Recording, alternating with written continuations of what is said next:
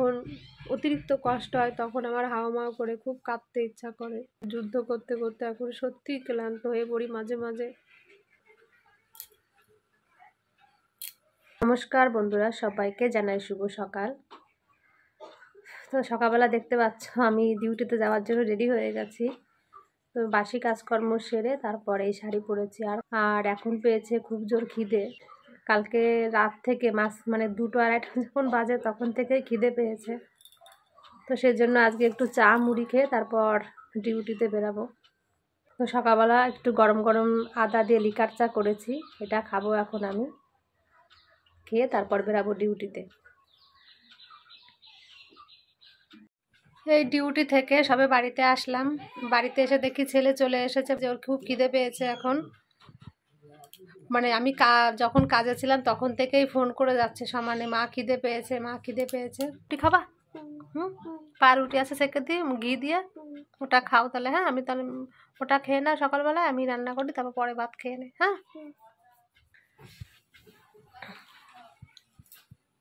কি দেব করে তাড়াহুড়ো করে বাড়িতে আসি।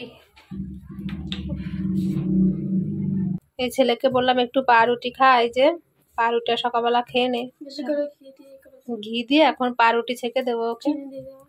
চিনি দিয়ে দেবো? আচ্ছা। আর এখানে এই যে ভাত বসিয়েছি আমি, ভাতের ঢাকনাটা খুলে দিই। তো ছেলেটাকে আগে আমি শান্ত করে নিই, আমার সোনার প্রচুর খিদে পেয়ে গেছে। কালকে রাত্রেবেলা আমার সোনা একটু ম্যাগি খেয়েছিল। মানে রাত্রে রান্না করিনি, ইচ্ছা করে রান্না করিনি, ভালো লাগেনি রান্না করতে। মনটাও কেন জানি না খারাপ ছিল ভীষণ। তারপর ওই জন্য রান্না করতে ইচ্ছা করলো না। ম্যাগি খেয়েছে ছেলের, আমি অল্প কটা ভাত ছিল কোনো রকম, ওগুলো খেয়েছি। আর তোমাদের দাদাভাই খায়নি কিচ্ছু, ও খায়নি বলে আরো রান্না করতে রাত্রেবেলা ইচ্ছা করেনি। ওই যা ছিল তাই আমরা দুজনা খেয়ে নিলাম।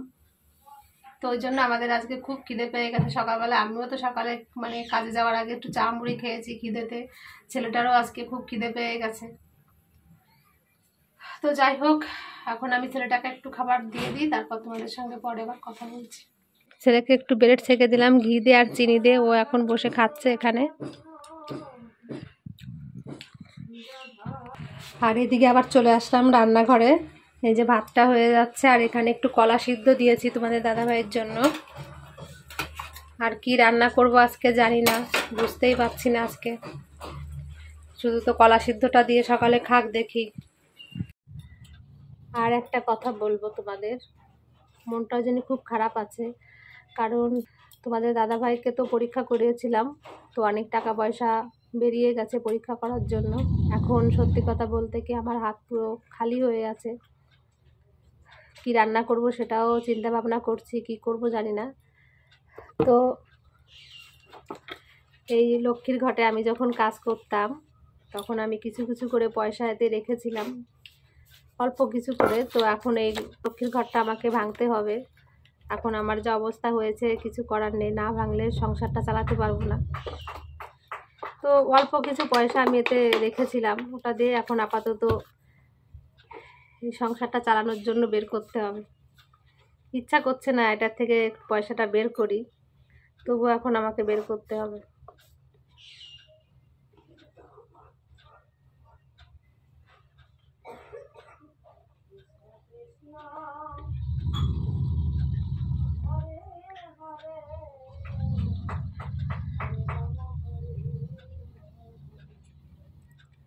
এর নাম হলো ভাগ্য। ভাগ্য কোথায় নিয়ে মানুষকে দাঁড় করায়। এটা কাঁচি নিয়ে আসো না, একটু খুলে দিই। এটা বেলেট নিয়ে আসলে এটা কাটতে সুবিধা হবে। দেখ আছে মনে হয় ওখানে।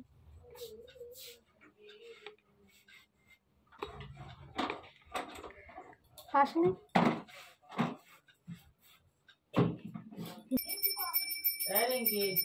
হ্যাঁ,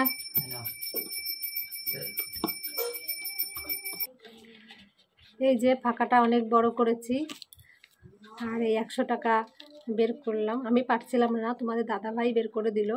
আমি একটু মাসির সঙ্গে কথা বলছিলাম, এই ফাঁকে বের করেছি আর কি। তো 100 টাকা নিয়ে এখন ছেলেকে পাঠাবো একটু দোকানে, একটু আলু একটু সয়াবিন কিনে আসুক। আজকে আমরা নিরামিষ খাবো, তো সেই জন্য সয়াবিনই রান্না করব আজকে। তো তো এটা আমার অসময়ের বন্ধু, এটাতে পয়সা রেখেছিলাম বলে আজকে আমি এই টাকাটা দিয়ে একটু সংসারের জন্য বাজার করতে পারছি। এই হলো আমার জীবনের পরিস্থিতি।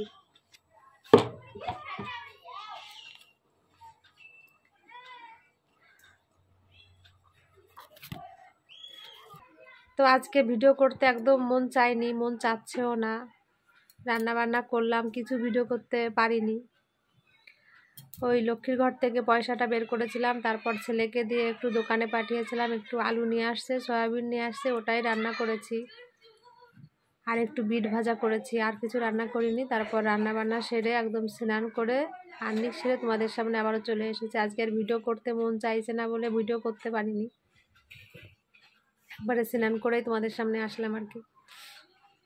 তো জানি না কেন আজকে খুব কষ্ট পাচ্ছি, খুব, সেটা কাউকে সকাল থেকেই আজকে মানে ঘুম থেকে উঠেই যেন বুকের ভিতর খুব যন্ত্রণা হচ্ছে। কি হয়েছে জানি না, মনে খুব অশান্তি লাগছে আমার। মনে হচ্ছে হাও মাও করে একটু ফাঁকা জায়গায় গিয়ে চিৎকার করতে পারতাম, দেহের জ্বালাটা হয়তো জুড়িয়ে যেত, এরকম মনে হচ্ছে। কেন জানি না হঠাৎ করে সকালবেলা থেকেই মনটা খুব খারাপ লাগছে। কোনোদিন তবু একটু ঠিক লাগে, আজকে একদম মনটা ভেঙে গেছে। খুব কষ্ট হয় মাঝে মাঝে, সব কষ্ট তো সবাইকে দেখানো যায় না, সবাইকে দেখাতে পারিও না। আমি অন্তরের কষ্ট অন্তরে চেপে রাখি, কাউকে বলতে পারি না সেই কষ্টের কথা আমি। আর তোমরা অনেকে ভাবতে পারো যে আমি লক্ষ্মীর ঘর থেকে পয়সা বের করে তারপর সংসারে খরচ করছি। তোমরা অনেকে ভাবতে পারো যে আমার বাবার বাড়িতে অবস্থা ভালো, তাহলে আমি লক্ষ্মীর ঘর থেকে পয়সা বের করে সংসার চালাই কেন? সেটা ভাববার কথা, সেই প্রশ্নের উত্তরও আমার কাছে নেই। তবু আমি যেটুকু পারছি একটু দিচ্ছি, কারণ আমার মতন পরিস্থিতি যার আছে সে একমাত্র বুঝবে। আর যারা বাবার বাড়ি থেকে বিয়ের পরে পয়সা নেয়, মানে টাকা পয়সা নেয়, একমাত্র তারা বুঝবে যন্ত্রণা কতটা।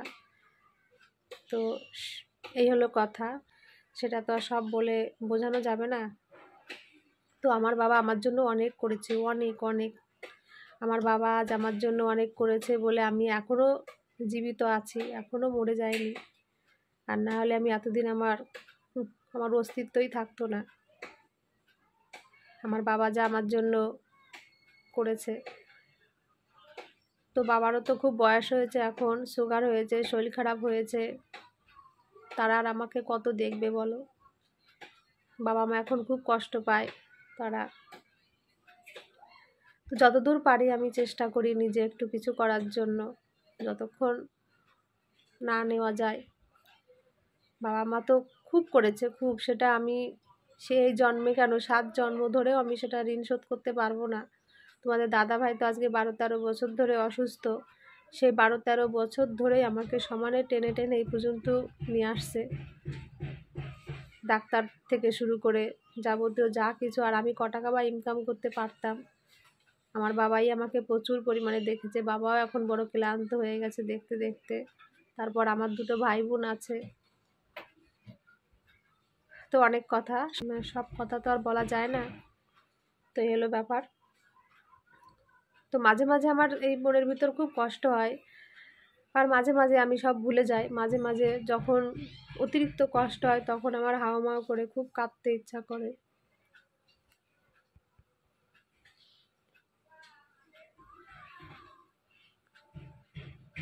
জীবনে আমি আর কত যুদ্ধ করব জানি না। আমি যুদ্ধ করতে করতে এখন সত্যিই ক্লান্ত হয়ে পড়ি মাঝে মাঝে।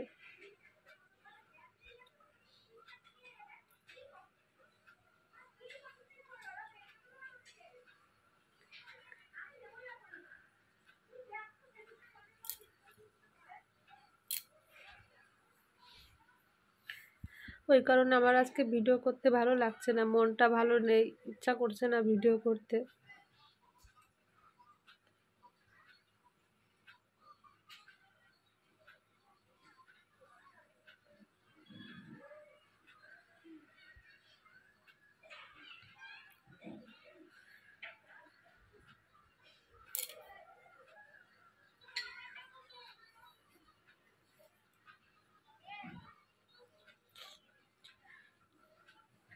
সংসারে অভাব, রোগের যন্ত্রণা, মনের কষ্ট সব কিছু একসঙ্গে সহ্য করতে হচ্ছে আমাকে। এর থেকে আর বড় কষ্ট জীবনে কি আছে?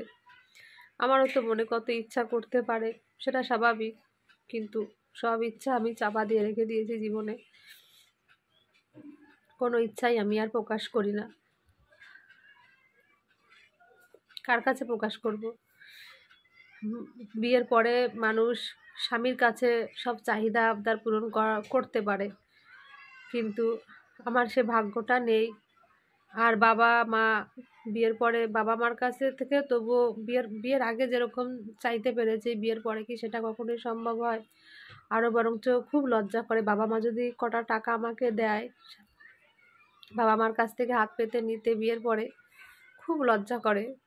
যারা নেয় তারা একমাত্র জানে যে কি যন্ত্রণা। সেই জিনিসগুলো আমাকে মেনে নিতে হয়। বড় কষ্ট আর কিছু নেই। আমি যদি একটা নাইটি কিনবো, তবুও সেটা আমার রোজগার থেকে আমাকে কিনতে হয়, না হলে হয় না। আর আমি একটা নাইটি আমার 3-4 বছরও আমার চলে যায়। আমি এরকমভাবেই পরি সব জিনিসপত্র। জীবনের সব কিছুই আমি, জীবনের সব সুখ, শখ, আহ্লাদ, সাজা গোজা সব হারিয়ে ফেলেছি জীবন থেকে। কিচ্ছু আর নেই। আর মনেও করতে আমি চাইও না। তো যাই হোক, আমার আজকে না সত্যি খুব কষ্ট হচ্ছে, ভিডিও করতে ভালো লাগছে না, তবুও তোমাদের সামনে একটু আসলাম। আমি এখন একটু শোবো, ভালো লাগছে না, মনের ভিতর খুব কষ্ট হচ্ছে আজকে, তুমুল কষ্ট হচ্ছে, সেটা আমি তোমাদের দেখাতে পাচ্ছি না। তোমরা সবাই খুব ভালো থেকো। আর আমার ভিডিওটা আমি এখানেই শেষ করছি। আজকে বড় ভ্লগ করতে পারলাম না, যা পেরেছি তাই তোমাদের কাছে একটু শেয়ার করলাম।